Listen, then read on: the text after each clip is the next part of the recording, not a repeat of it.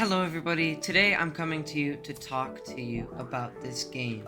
And it's not a very well-known game, and it's not very deep either, but it's also very philosophically deep. And so I'm just wanting to talk about it because I've been playing it for the past few weeks. And yeah. So I guess let's get into it. So this game is called Breadwinner World, and it's basically a game about trying to get enough money to rise through the classes. There are upper, lower class people, high class, low class, middle class, poor people. There are all these different types and tiers of money, or how rich you are. And I guess the reason I'm talking about it is because it's made me understand capitalism and how bad it is, and the problems with it. And so basically, as I said in the title, this game has helped me understand capitalism, the bad things of capitalism, and also the class struggle. And a lot of the reasons why people see communism as this great thing. And that's because there's no distractions, but also the socioeconomic aspects of it. What I mean by distractions are in the modern day, in real life, we have all these distractions like YouTube shorts, so all we do is consume all day and we don't think about anything. And then all of the goods that we're able to buy that just prevent us from being able to stockpile our money and use that money to buy things that can get us in a better position in life. Well, I guess I'll talk about the class struggle aspect. So basically, the way the game works is that the bread that people make, or the bread that you contribute to making by spreading seeds, it's not the same for everybody. So everybody gets paid different depending on their wages. And so since I have a wage of 52, then I make a lot less than the person who has a wage of, let's see, how much that guy has. 383. Ding dang. Yeah, having a wage of 383. So this relates to the real world in the way that people do such small amounts of work and get paid so much for it. And it's compares to the local bush cutter or people like that who have to work for long hours for in harsh conditions just to be able to make less than $12 an hour. All the people who work outside on lawns or maids who just have to work so much just to be able to support their family, when there's a guy who's making like Elon Musk, who's making that much or 50 times that every minute. And so that's, I guess, one way the class struggle can be defined. And then the other way the class struggle is defined is in the investing part of it. So this is the investing machine. The way it works is that you can invest amount of money. Right now I have almost 2 million invested. And so I guess I'll give a demonstration of investing. I'll just invest 3, 4,000, 5,000, and I'll put it into the machine. And so then every 10 minutes I'll get my dividends. And so the way it works is that you just put it in, and then every time that there's a piece of bread baked, you get a small portion of that. And so it all adds up. And so 9,000 is, can you guess how long it took me to get 9,000 dividends from my 2 million? It's taken me weeks. And you know what? Everybody else has 6% of the whole bakery owned. And the thing is that just keeps on going up because they're able to make so much more money per loaf that actually goes back into the investing. And I'm just not able to make anything with my money. I can barely, this can't even pay for my rent. So I guess that brings me to my next subject. But yeah, again, 731 days to make my money back. This is not how, this is truly the class struggle. The rich stay rich by abusing the poor. Or I guess the division of class and also the class struggle. Because they're just trying to keep us poor. And so basically, on that note of rent, I'll talk about the housing market. So the way the housing market works is there's housing, like, I don't know, spaces. And so there's the cheapest apartments all the way up to the amazing mansions. Because, like, the area increases as you go up, like 630 compared to 66. And each can hold a different amount of residents, but as you get more area, you get more rent. But remember how I said my investments give me no money at all? Well, I have to get on every single day to pay for my rent, and I have to work hard for that rent. When the thing is that the people who, like, have a lot of money and who have invested enough already are able to make a ton of money, and when they get on, they're making 100% profit. None of that is going to rent because they're already paying for it through investments. And so that's one way the housing market is against people. But yeah, on that note of how people are in, like, the amount of people in the renting area or renting homes increases the rent of everyone because there's less space. Like 96% occupancy creates that rent price. Basically, nobody is born in the village that they reside in, unless you get lucky and spawn in a capital village, or, you know, one of these big villages that I'm in right now. Like, for example, I was basically born in a ghost town of like 1, -2. Because every single direction, like, that way there's a village called Wheat Street, and all the different directions there's a village, and, like, there's also a capital, which is right there. But they all have different laws, and they're all, like, competing against each other, so it's like different countries. And so, basically, there's this thing, like, called a bakery bread bonus.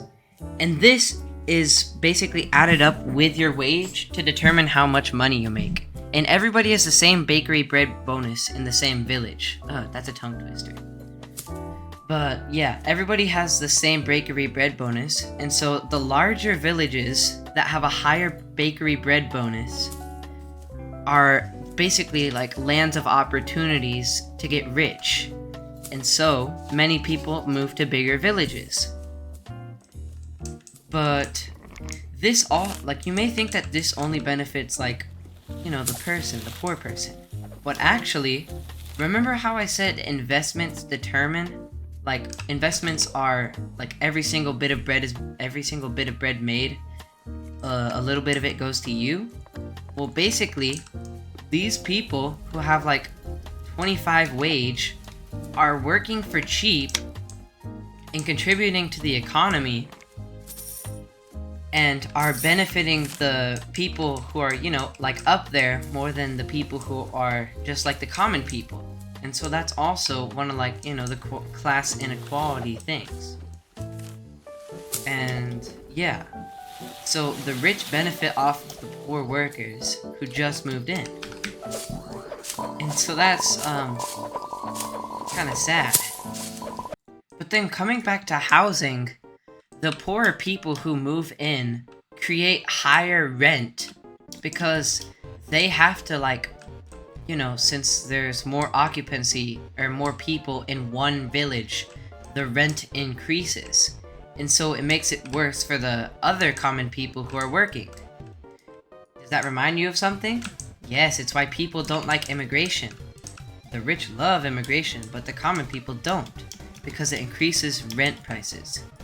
And, you know, it takes away jobs and opportunities.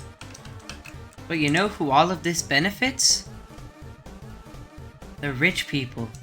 Because whenever the rent is raised, you have to make more bread to be able to afford your rent. And when there's more bread made, more of that bread goes into the big money people's pockets, because every bread made contributes to the investment, to the total investments. And so that brings me to my next point, socioeconomic status. And so basically, above everyone's profile, there is a profile tab. And so we can see all of this person's everything about them, like their pronouns, their favorite things to do, which is how they can't see chat, their cats, Wembu, and sewing. And then their statistics, which are, like, pretty good, actually. 10.8 million wheat planted. So flexing how much they worked. And then they're able to also show this meme and have a purple profile color. But then let's compare this to, like the commoner, like me. Like me. Since I'm upper lower class, I can't change anything about myself. All I can put are my pronouns. Which, is pretty normal. But like, I can't change my profile color. I can't change my favorite things. I can't change what people see about me. I can't change my statistics. And so this is a lot like the real world. How rich people really control what you see about them. Like Epstein hiding his secrets for years upon years upon years. And they're just now coming out. And then compare that to, like, I don't know, the commoner. You commit one crime and you don't get any jobs. And yeah, it's just kind of sad. Like, the commoner can't change anything about them, and the person in real life can't change how people see them. They don't have enough money to do that. They can't worry about how much people care about them, or how much people, like, what people think about them, because they're busy paying rent. They're busy toiling, renting, and spending. And usually, like, on your profile, on the poor people's statistics, it includes where you were born and your watery mixes, which is the worst thing that you can do, because it makes less money for you and the people involved in the process of making the bread, because they got a watery mix. So the bread quality was lower. And so it's something to get mad at you for. And it's just sad. And so lastly, I guess I need to talk about the lavish lifestyle, voting rights, and also the American dream. Or I guess I'd call this the Dogville dream, because I live in Dogville. But yeah. So basically, why do we do this? Why do we work? Well, we work so that we can get money. It's real simple. It's just like real life. And that's basically the reason that we work. We work so that we can have the lavish lifestyle of the rich.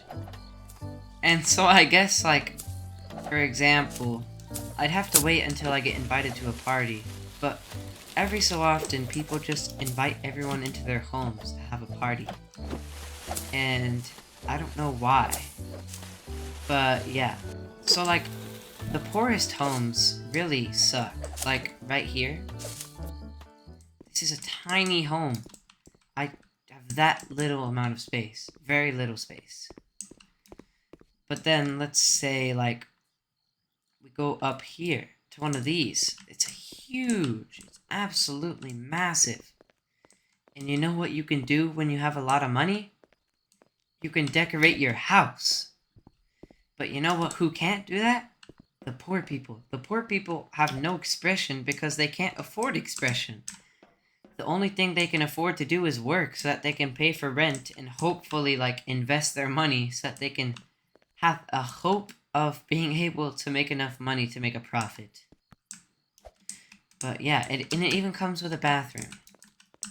So, since I have, like, a little bit of money, and I'm able to get some passion in my work, or in my house, I guess I'll show it to you.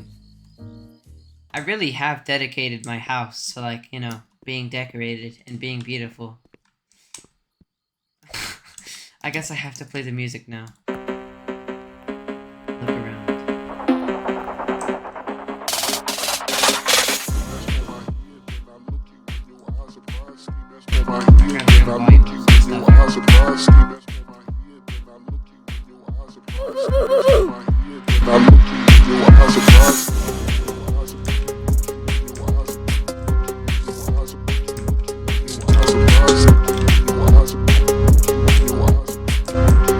And so, in conclusion, this game, or shall I say, satire, has really helped me understand, like, I don't know, all of capitalism, the class struggle, and everything. And I really hope that you play this game, because it's just such a good game.